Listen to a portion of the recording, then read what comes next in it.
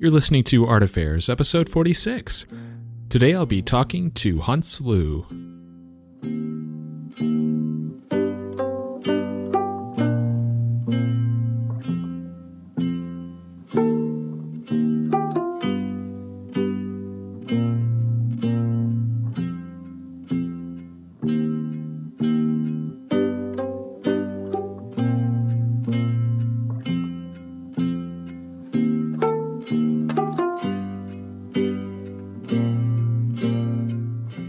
Alright, so my name's Michael Faith, and this is Art Affairs.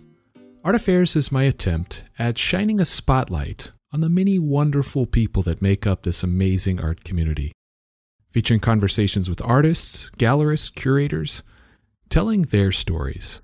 You can take through previous episodes, complete with show notes, at artaffairdspodcast.com, but the best way to stay plugged in is to subscribe on your favorite podcast platform.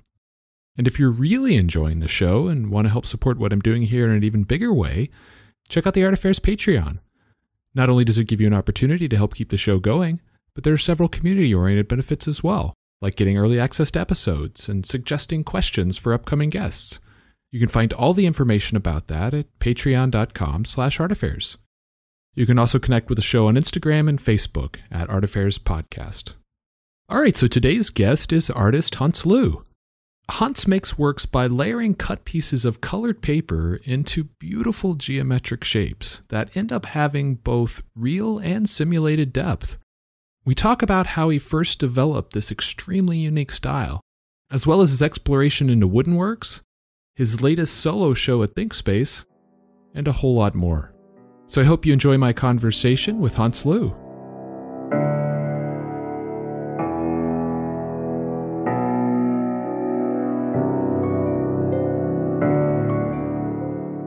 Huntz, welcome to the show, man. It's great to have you on. Oh, thanks. Nice to be here. All right, so let's dive into your background a little bit. And from what I've read, you were born in Taipei, but you didn't actually grow up there. You were very young when you moved to the U.S. So I guess what was it that prompted your family's move to the U.S. and how old were you? Yeah, I was born in Taipei, and then my family immigrated to the States when I was 3. You know, my parents were always telling us it was for, the benefit of the kids. But that's what they tell us, so we'll run with that, me and my sister. Yeah. Do you have any memories of Taiwan? I mean, 3 is pretty young, but I do know young. People have said they have memories that age. Just a couple that stick out. I think probably like just traumatizing moments as a kid. I remember once I kind of got lost. Oh wow. When I was probably like 3, and that kind of sticks out. And then another time was kind of playing in the water and being kind of like scared of the water. I think that's, other than that, not really. It's kind of vague feelings maybe. What kind of work did your parents do? My mom's an accountant, so she does that. My dad kind of jumped around from here to there doing like hospitality work and random jobs. Yeah. And he eventually kind of opened a coffee shop when I was probably in my, like middle school years. And I guess, do you still have family in Taiwan to the point where you go visit? I have extended family in Taiwan, but I don't keep in touch with them too closely. Yeah. Most of my immediate family is here in the States now. Okay. So when you moved to the US, you moved to Southern California, which is, where you've lived most of your life. I guess what part of was it in LA that you moved? Yeah, we moved straight to San Gabriel Valley, Monterey Park, where I grew up until college. Okay. Yeah. Okay. And did you have much exposure to the arts as a kid? Like, was it something that you had around you much? I think just like any other kid kind of growing up in the States at the time, like, the late 80s, early 90s, comics, I would say it was like probably as close as some kind of artistic influence in my, childhood. I mean, my parents they weren't the kind of parents, they were immigrant parents, so they weren't, they weren't taking us to museums or trying to enrich us culturally at that age. So comics were a big part of your childhood? Yeah. I think at that period, it was kind of like pretty mainstream, comics and cartoons, I guess. Marvel, yeah, cartoons.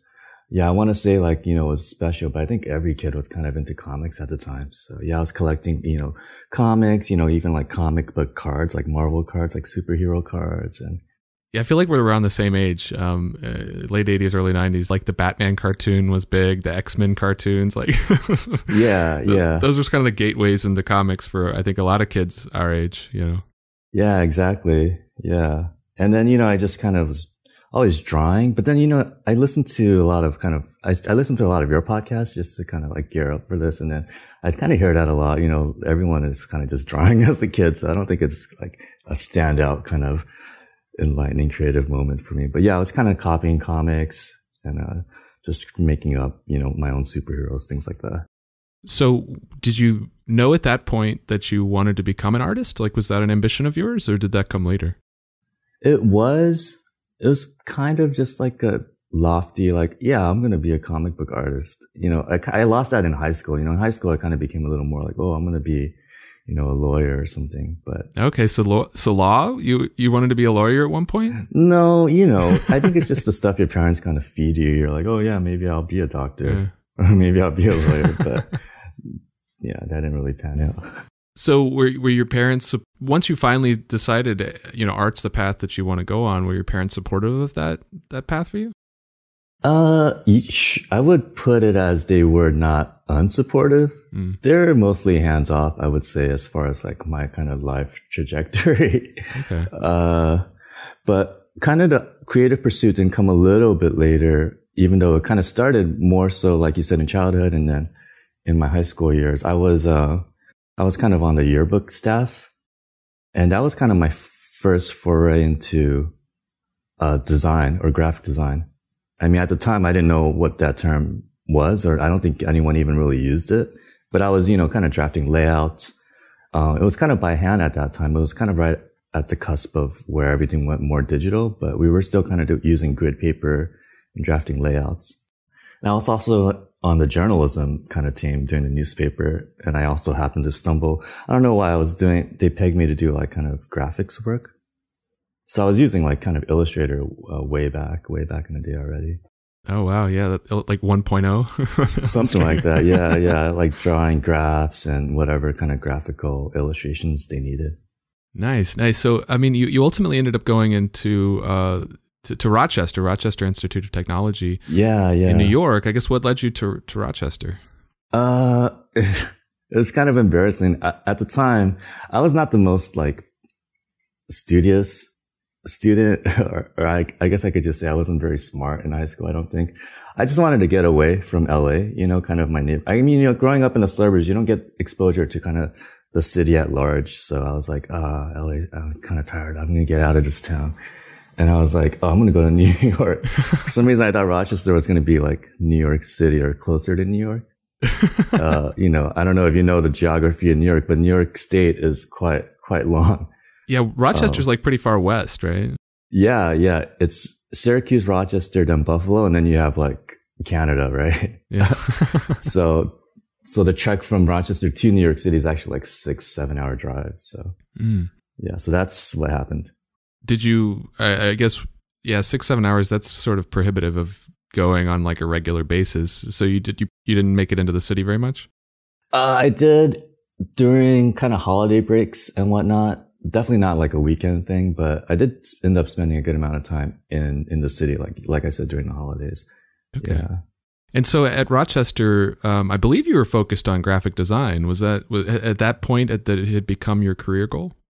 Well, so I enrolled at the school as a programming major, like a software engineering major. So that was kind of my initial pursuit. I think Rochester Institute of Technology was interesting, where they kind of made you pick your major right off the bat. I think a lot of schools, you kind of do like a liberal arts thing for a couple of years and then pick your direction. But after 1/4 of programming classes and whatnot, and kind of still having to take like physics and science and math, calculus. I kind of realized, let's see what else I could maybe explore. And luckily, just by chance at school, RIT had a art school and a design school. So I actually use a lot of those comic drawings from high school, middle school. Well, maybe not middle school, but this is probably more in high school. The drawings kind of got a little better as a part of my portfolio to get accepted into the program. Oh, nice, nice. Yeah. So yeah, no, it's kind of cool that that school provided those types of opportunities to change from something very different from art, like computer science, to a graphic design. I guess, do you feel that your experience there was a rewarding one? Like, did it help you grow in the ways that you needed? Yeah, yeah. And, it wasn't New York City, but it gave kind of a nice environment to study and learn in. Cause I don't know if you know Rochester, it's not the most kind of bustling, interesting city for like a young adult. So, and, the winters there are brutal. That was kind of a shock, actually, my first year coming from LA, experiencing kind of that kind of day-to-day snow. So you're kind of indoors a lot, just kind of studying, reading, and, or as a, art student, you're kind of just working on your projects. So once you finally graduated, you got your BFA, did you move back to California right away, or did you stick around New York for a while?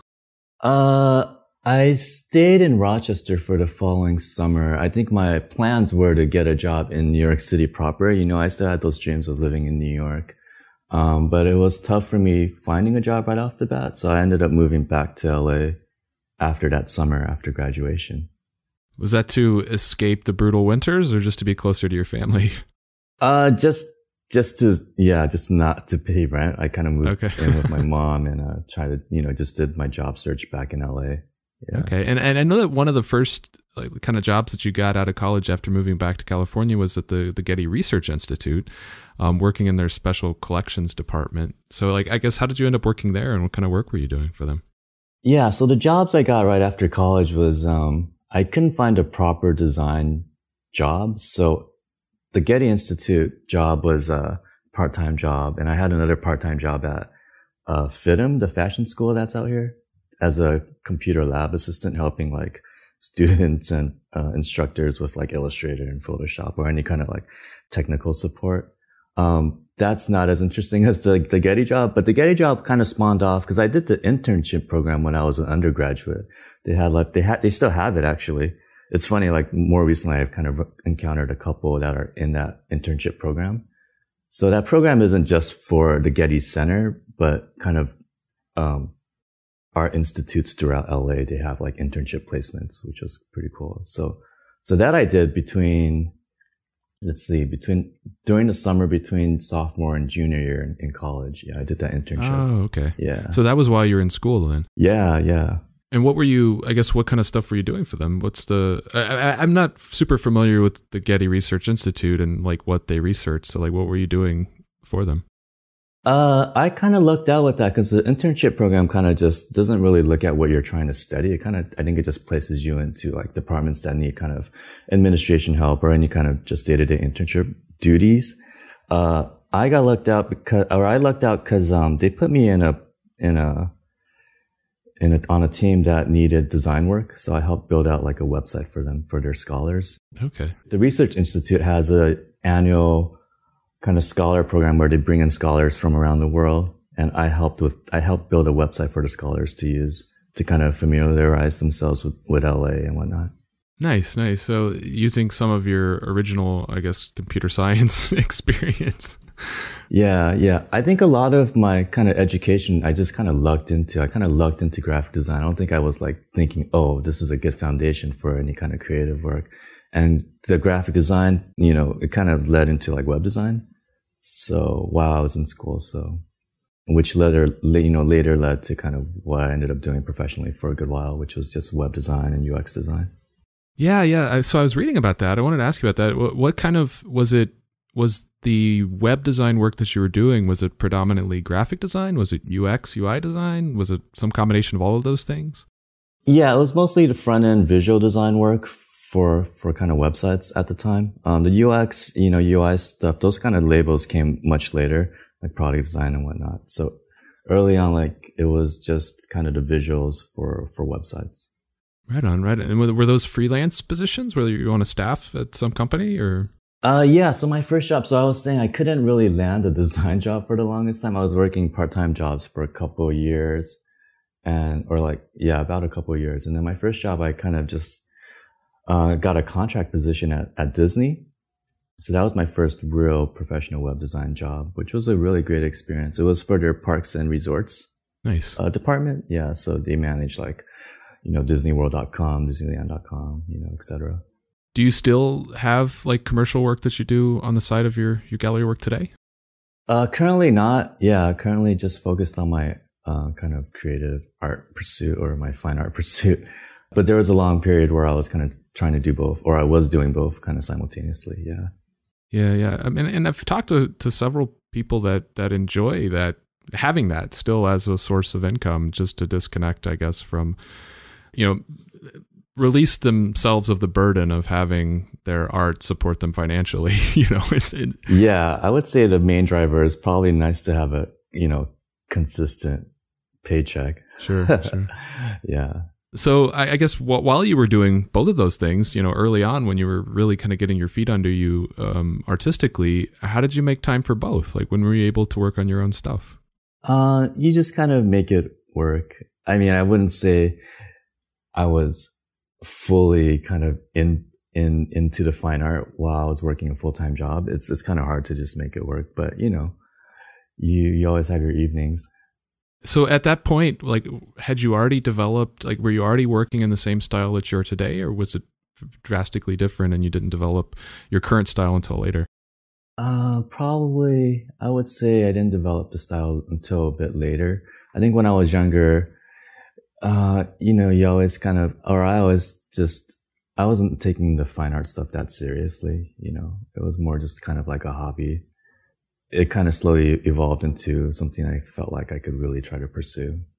What was the nature? I mean, I guess, what did your art look like back then? Were they drawings with still cut paper? Like, what kind of art were you making while you were working those full-time jobs? It was mostly drawing. I never really painted. I still don't really paint. So it was more like pencil and line drawings. And I don't know. I think I wanted to work with color at some point, but I didn't want to paint. So I think that's what kind of turned me onto paper initially, which is kind of funny. And from there, yeah, I was kind of doing more like flat paper kind of cutouts. So it was still kind of geometric, like kind of abstract geometric kind of shapes and forms, but they were flat. And I think one day I was just thinking, there wasn't like a real specific source of inspiration. I don't know. I just thought I should try to maybe layer the paper or try to give it more of like some kind of depth to it. Yeah. Awesome. So it was just experimentation that just ultimately led to the discovery of what you're doing today. Yeah. Well, the funny thing is, and this kind of not bums me out, but it was one of those things where it's like, oh, I should have done it. I had the idea for it for a while, and then I kind of sat on it for like a couple of years. Yeah. Was it just out of hesitation, or? I don't know. I think at that time, I think it goes hand in hand with like me just looking at it as more of a hobby. I think it was more like, I didn't think it could ever, work full time, or it wasn't in my mind space to like see myself as like a real artist. I was always just a designer, Yeah. So I didn't really give myself that kind of permission to really experiment or really to just make work that I wanted to make. It was always like, I think I needed more like kind of external, I don't know, approval or something to kind of proceed. So how did that mindset shift from, you kind of not thinking that you could ultimately make it to being comfortable sharing it and then ultimately making it your primary career? I think just from experience, I think the early days, I would say like, 15 years ago or whatnot, when I was just kind of goofing around or just taking this as a hobby, the progress or the actual work making was slow. I would maybe make, a handful of pieces, quote unquote pieces a year and be like, oh, I'm doing this. I'm an artist. And then, you, at that time, you're just wondering like, oh, how come nothing's happening? Or how come no galleries want to show me? And then later you kind of realize, oh, because you're not really doing anything. And then I think part of what I was saying earlier, once I did start taking it a little more seriously, you start getting people to kind of recognize your work. And then, yeah, I think from there, it's kind of hard to explain. I think one day you kind of just realize like, yeah, I don't kind of need that kind of external influence. I should just kind of do the work, Yeah, just make what I guess satisfies you or fulfills you. Yeah. So you ended up started showing your work, at least according to your CV, in 2015. There was a group show in New York. I'm probably going to mispronounce this. Muriel Guipin Gallery. Yeah. How did you first start getting that connection with galleries and start making some of those relationships? Let's see. So that one happened. I think one of the very first online kind of art blogs that picked me up was Jealous Curator. Oh, okay. Yeah. Nice. So she featured some of my early work. And I think from that, this gallery owner / curator, she reached out and asked if I wanted to be part of like a 2-person show in New York, and at the time I was like, in my head, I was like, no, I'm not ready for anything like that. But, obviously I was like, you can't pass up this opportunity. So, yeah. So from there, you ended up having a solo show with the same gallery 2 years later. I guess that's in that 2-year period. How did that evolve from, I can't do this, like I'm not ready for this, to actually having a full solo show? Oh, wait, I think I have it a little mixed up. I think they asked for a piece early on for maybe like a fair, like an art fair. And then later on was that 2-person kind of / like solo show. Okay, so even with that 2-person show, you were still hesitant, like, I'm not ready for this. Yeah. I feel that way kind of every kind of really? Project I accept. Yeah. Even now, I'm like, I don't know if I can do this. Yeah. But no, I mean, you've obviously proven that you can. So I guess, what was that experience like preparing for that first show where the focus was predominantly on you and your work? Yeah, that was so long ago. I guess it wasn't that long ago, but it feels like an eternity ago. But, probably just a mixture of like anxiety and nervousness and just trying to block out those feelings and just focus on the work. And were you still doing like the web design work at that time? Yeah, 2017? yeah, for sure. Okay. Yeah. Okay. So even that was sort of difficult to, I guess, carve out time alongside your commercial work. Yeah. I think I just kind of sacrificed a lot of kind of my social life and whatnot and just focused, kind of still doing that to some degree, but trying to find a better balance. Right on. And then you've had several shows now with ThinkSpace, including your latest show, which we'll talk about a little bit later. How did you connect with Andrew and start showing there? With Andrew, let's see. Yeah, he reached out one day and just was like, hey, I've been following your work for a little bit. I'm into it. Maybe we could put you in like a group show and see how that goes. And, I was kind of following them, or I knew about them for sure. And I was like, oh, of course. Yeah. So that's how it kind of started. Yeah. Awesome. Very cool. So let's talk about the work itself. And we've talked a little bit about how you first kind of got the idea. And, I personally find it super unique. I've never really seen anybody do the kind of stuff that you're doing. And obviously one of the core components of your work is your use of geometry. I guess, where does your interest in geometry come from? Is that something that you had a lot of,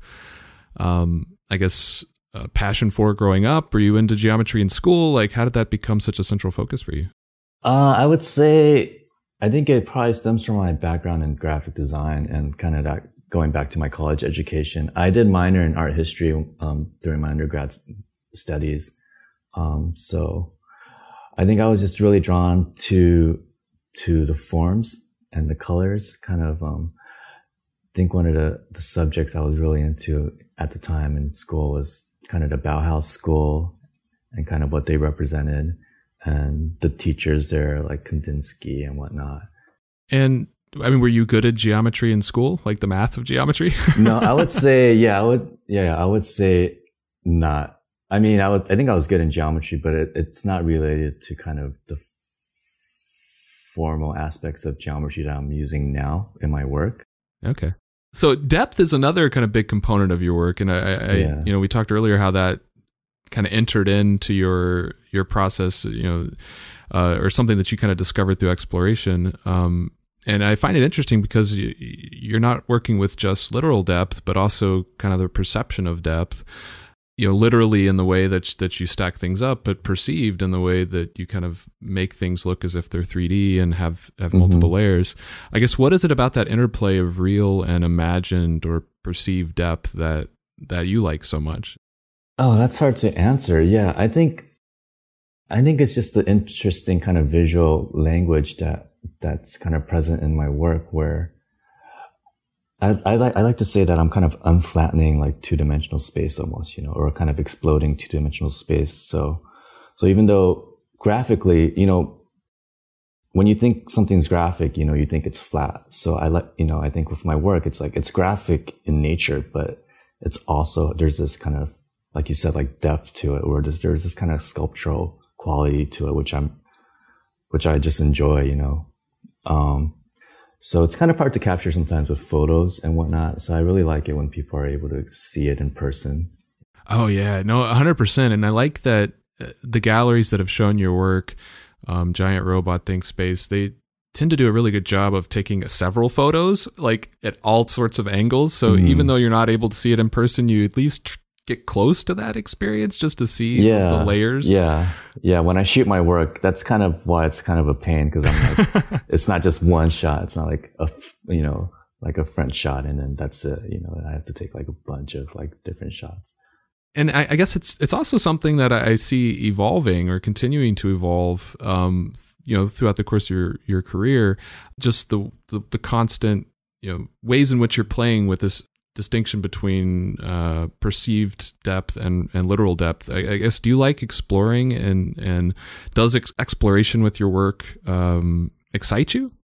Yeah, I think that's the main driver, honestly, of my work.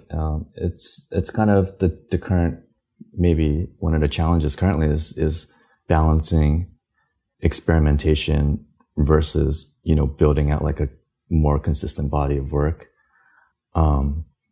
Yeah, I would say probably experimenting is probably the most fun part, or thinking about ways to push this kind of process that I have, Yeah. And so you said earlier that one of the reasons that you kind of got into paper was because you wanted to introduce color into your work, but you didn't really want to be a painter. And I personally just love your use of color, the way that you have kind of the white background and suddenly, blow, there's like this explosion of color, and your use of color is amazing. I just love the palette that you kind of work with. Is that something that's sort of at the forefront of your mind, like color theory and color relationships? Is it something you really put a lot of thought into? Yeah, definitely. Again, harkening back to kind of my college days, just learning about color theory through design and like, that Bauhaus school again, like Joseph Albers and a lot of the theories that they proposed back then, I think it still holds true. These days for me with color, it's a little more intuitive. I don't sit there and kind of just build out color palettes. I think it's more organic when I kind of put the colors together. Yeah. Even though I think when I was in school, it was definitely more kind of methodical, like, contrasting or complementary colors, things like that, working with the color wheel. But I think luckily, or hopefully I hope it's, that education is kind of just ingrained. So it just kind of comes out more naturally now. It's like second nature for you at this point. I think a lot of my work is kind of like that. And it is because of a lot of like graphic design training, like learning about like kind of Gestalt principles where it's, kind of scale, contrast, and balance. It all kind of goes hand in hand. So as far as your process goes, at what point does color come into play? Do you develop your ideas just with your imagination and the colors that you come up with in your mind, and then later try to match those against actual paper colors? Or do you use the known set of paper colors that you have available to you to kind of form your ideas? A little of both. Yeah, the colors do come a little bit later. Yeah. So let me just break down my process a little bit. They usually start with the line, like a pencil drawing of the forms, geometric forms. And then I will scan that, or these days I'll take a picture of that and kind of work out the colors afterward, like on the computer, because it's just much faster. And then from there I will kind of devise, the next steps for cutting, like kind of templates for cutting the paper. Okay. And then is that still without color though? I mean, when does color come into the equation, I guess? So on the computer, that's when I'm kind of selecting the colors for the shapes and the forms. Yeah. Okay. And so I guess the color palette that you have in your computer, do those have a one-to-one correspondence with colors that are available to you on paper? Because I mean, when I'm thinking about it, like a painter, if they want a color, they can mix tubes of paint together and get a color. You know, colored pencil artists can blend things to get new colors, but you have a limited palette in that you only have these certain specific colors available to you. Have you found that challenging, or? Yes and no. I mean, it's always nice to kind of work within constraints, or it kind of makes things not easier, obviously, but kind of just you know what you have to work with, right? So and you know, you'd be surprised with the amount of kind of color there is in the paper world. Yeah, there's a lot. Yeah, yeah. Especially if you go cross brand, there's different shades of every color you're looking for, pretty much. Yeah. So you probably have a warehouse full of like every possible shade of color. I have a lot of paper. My place kind of looks like a paper store sometimes. No, that's awesome. So I guess thinking about the precision that it must require for your work, I guess how much planning goes into it before you actually start taking your knife and start cutting things? Like, is that digital composition the final step, or do you do a more refined kind of drawing before you, like, how much prep do you do in advance of actually taking the knife and starting? It's a lot of prep, I would say. Yeah. By the time I'm cutting, it's already pretty, I don't know how the final outcome will look, obviously, but when I start cutting, I have a good sense of the shapes and the colors for sure. Yeah. Okay.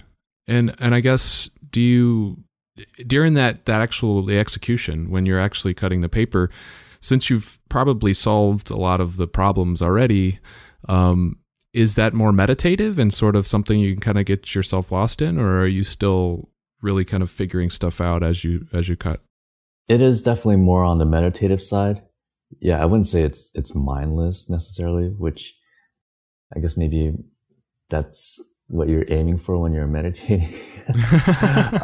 But it's nice.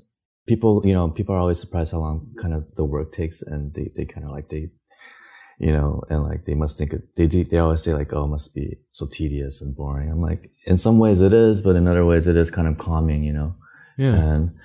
And it's a way to spend time where you're productive, but you're also not stressing out. So it's nice in that sense, and I kind of go through a lot of audiobooks and podcasts while I'm cutting. Nice. So as far as like the papers that you use, are there any special properties that you're looking for, like textures or thickness, or can you just use any paper as long as it's the right color? Technically I could use any paper, but I prefer like a thicker stock paper, not to the point of cardstock, but just kind of like a thicker stock. It just kind of elevates the depth when I layer them. Yeah. Yeah. And what do you use to layer? Is it some sort of like archival adhesive, or what are you using for the layers? Yeah. I use kind of a glue that, I've gone through so many different variations of glues and different brands to see what's worked best. And yeah, the one I'm using now seems to be working pretty well. And recently, I guess last year, you started working in other mediums like wood. Your negative space show at GR2 focused on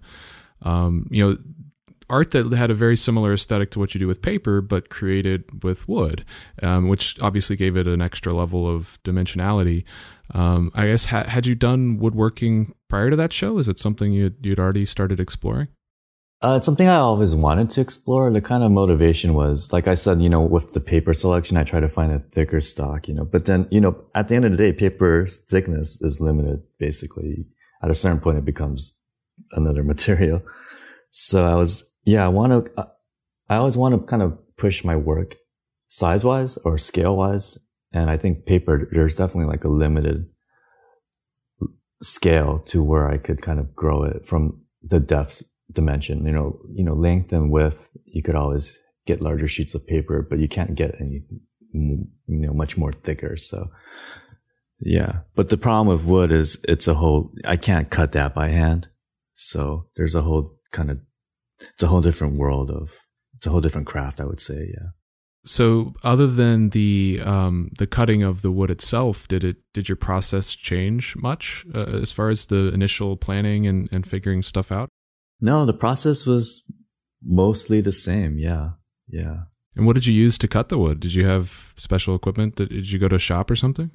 Yeah. Well, I used, for those pieces, I used the laser cutter. Yeah. Yeah, because it kind of needs that precision. So it's not something I don't think I could kind of work by hand in a wood shop. I think it definitely needs some kind of CNC like work. And do you have that? Like, do you have that kind of equipment, or is that something you can go? For those pieces, yeah, I do have a laser cutter that I use specifically for thicker materials. Nice. I probably should use it more. But for that show, yeah, I definitely put that cutter to good use. Okay, awesome. Do you think you'll use wood again? Is it like something you'd like to do more of? Yes, but that show was such a pain in the ass to kind of do. I'm not gonna lie, like figuring out like how to sand wood, how to paint wood, how to seal wood, all of those kind of little properties and things you kind of take for granted when you kind of buy furniture and whatnot. Yeah. I think going forward, I will probably try to do more work in different mediums, but I would like to find more of like a fabricator to kind of help me with that process. Yeah. Are there other kinds of mediums besides wood that you'd want to try to get into? Yeah. Kind of any kind of material that I'm able to cut. Yeah. Wood. I did play around with concrete a little bit, kind of casting concrete, things of that nature. Yeah.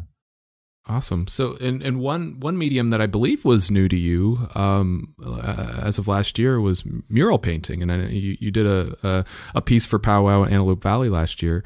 Was that your first time painting a mural? Or had you done stuff in the streets before? Yeah, no, that was my first mural. So that was a good experience. No, that was pretty awesome, especially in the middle of the pandemic. Trying to get out and kind of paint and meet other artists, while being, after being shut in for so long. Yeah. But again, it was one of those projects where I was like, I should not take this on because I don't know what I'm doing. But then, yeah, it's one of those where it's like, just do it. This is like a great opportunity, So how did that come together? Like, was it something like Jasper reached out, or how did the whole thing come to you? So it's Powwow Antelope Valley. I think they do it every couple years. And there's a museum up there, the MOA Lancaster, and I think Andrew of ThinkSpace has a pretty close relationship with that museum. So during the powwow shows, they'll use the museum space to show kind of group shows or solo shows. And I think during the pandemic, I think maybe there were just artists that weren't able to travel and whatnot. This is my theory. And they're probably last minute looking for someone local who can just do it, And then, yeah, Andrew sent an invite and I was like, yeah, I'll do it. Awesome. I'll try it. Yeah. I know that one of Powwow's kind of, goals is to have half local and half, artists from other places. So I think that's part of their program in general anyway. Oh, right. Is it something you'd want to do again? Like, did you enjoy the experience? Yeah, I wouldn't say I enjoyed the experience after it was done. While I was doing it, it was not that enjoyable, to be honest. Well, it happened that weekend or that week happened to like hit like a heat wave in that area. So the moment I got there, it's like a couple hour drive from LA, and up there it was like 110 degrees almost, I would say. Wow. So that didn't help, But yeah, it's funny you say that because I have a mural project coming up fairly soon. Nice. The rest of this month. Yeah. It's at the Chinese American Museum here in LA. It's indoors, thankfully. So it'll be nice to apply some of my learnings from my first mural, for this one. Yeah. So I'm excited for that. Awesome. Very cool. So is it going to be, so the mural that you did for Antelope Valley was, basically your same kind of style that you do in paper, but on a wall. Is this one of the Chinese museum going to be the same thing? Yeah, it's going to be flat. Yeah. Awesome. As far as like the planning for the mural pieces that you did and are now doing, is that much different than what you do for your paper pieces? It's similar. I think the early stages of the process is the same, and then it just lacks that kind of layering property and depth. So, I mean, it's great seeing the forms and the shapes and the colors at that scale.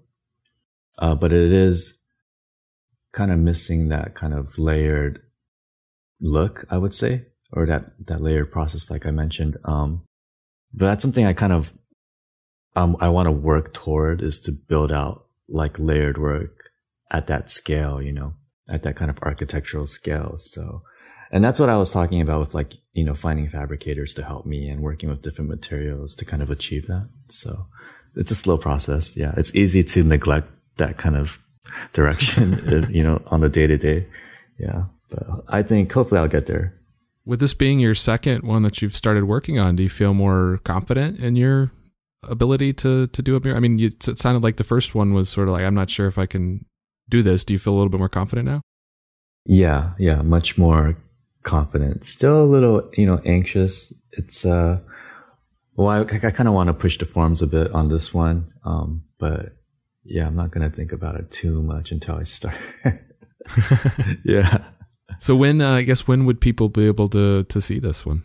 They're putting together this kind of mural exhibition, to help reopen the museum because it's been closed, you know, for the whole pandemic. And they pushed it. It was originally supposed to open, I think, end of August, but they're pushing it to September sometime. Okay. Yeah. Yeah. Awesome. Very cool. So let's talk about your new show. You have a new show. It'll have been out a couple weeks by the time the show debuts, but it'll still be showing until September 4th at ThinkSpace. The show's called Strata. Yeah. So I guess, what can you tell me about this new body of work? I haven't seen it yet since we're recording it before it opens. Right. Yeah. So this body of work, you know, was created all during the pandemic. So a lot of it was kind of like my work is kind of abstract in nature. You know, it's abstract, geometric, but I think there is kind of a touch of like my mental state, I would say. So a lot of the themes I was working through, kind of related to like, I think distance and just geographic distance and whatnot. When I think about like the word strata, you know, I usually think about layers of rocks or geological formations. Was that an intentional, I guess, connection you're trying to draw with the pieces that you made for this one? Yeah, yes and no. I think a lot of people kind of look at some of my work, especially the Divide series, and they see geodes and kind of rock formations just in general, even though I don't think that was kind of my intention, from the onset. But I think the word strata, you know, it really is just kind of layers, you know. I think it kind of can apply to like geographic or geology and whatnot. But for me, it was more kind of just the layers of my work and just layers in general. Yeah. When doing a large body of work like this, how significant is that theme of the show? Like, does that tend to inform the work, or do you develop the work outside of any concept and then kind of figure out the theme afterwards in retrospect? I think more the latter. Yeah. I think, you know, especially early on when you're prepping for a show, you're kind of, or for me, I'm just making work, you know, and seeing on an individual basis. And then slowly you see a theme kind of develop. And then I think the pieces you make toward the end kind of maybe reflect that theme even more strongly. Mm. And how long has this show been in the works? I know you had a show with ThinkSpace last year. So did you kind of schedule that around the same time as that one opened? Shortly, actually, I think it got pushed back. Yeah, I was supposed to do some fairs earlier this year with ThinkSpace, but you know, a lot of those fairs got canceled. So this kind of opened up. But yeah, it's been in the works for probably a little under a year. Yeah. Because I did have that show at GR too, also, which was with the woodworks. Yeah, for sure. Yeah, that was later in 2020, I guess. Was there any piece in this show that challenged you maybe more than some of the other ones? Let's see. Probably the largest piece that's in the show. Yeah, a piece called Sphere. It's 30 by 30, which is kind of the upper limits of my size. Oh, wow. For paper. Yeah. Just figuring out how to make all the pieces kind of fit was kind of a challenge. Yeah. Yeah. Like I can imagine that just working at that scale with paper, just getting that to do the things that you want it to do at that size must be an enormous undertaking. Yeah. Yeah. So let's talk about what you have coming up afterwards. What does the rest of like 2021 look like for you? Let's see. So I have this mural that's coming up. Like I said, that's probably the most immediate thing, which I'm kind of excited about. And there's a group show I'm submitting some work to Vertical Gallery in Chicago. It's through ThinkSpace as well. So that's coming up in October, I believe. So Yeah, so those are the next two bigger things that are coming up. Awesome. And yeah, like looking at your CV, just the frequency with which you tend to have solo shows. It seems like you do like 1 to 2 solo shows every year for the last few years. Like, has that been a difficult pace to maintain? That seems quite frequent. Yes and no. I think maybe 1 a year is kind of a nice rhythm. Yeah, I think 2 is kind of pushing it. But yeah, it's been nice. It's been, yeah, just grateful that, people want to show my work. So, I mean, for the longest time, that was the biggest challenge is, having anyone wanting to put your work on their walls, be it like a coffee shop or anything. So it's definitely like an honor and privilege to get to a point where people, want to show your work. Yeah. Hopefully it lasts, but we'll see. No, I mean, it's growing, and like every show seems to get a little bit larger and larger. And I personally really love it, again, because of your use of color and the color theory. Like that's something that I really relate to and appreciate. So I guess as we kind of close out, where can people find you online? I'm on mostly Instagram, I guess. I have a Facebook, but I don't really use it for my art.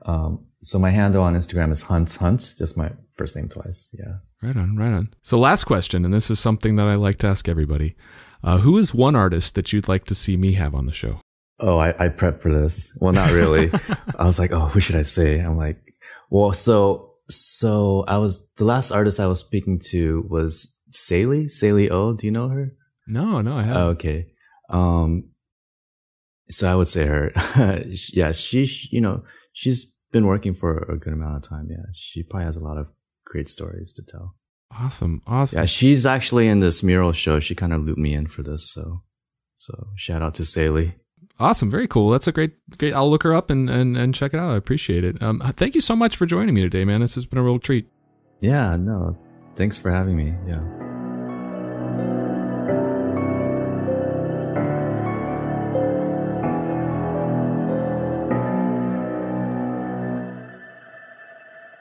So that's it for this episode of Art Affairs. I hope you enjoyed my conversation with Huntz.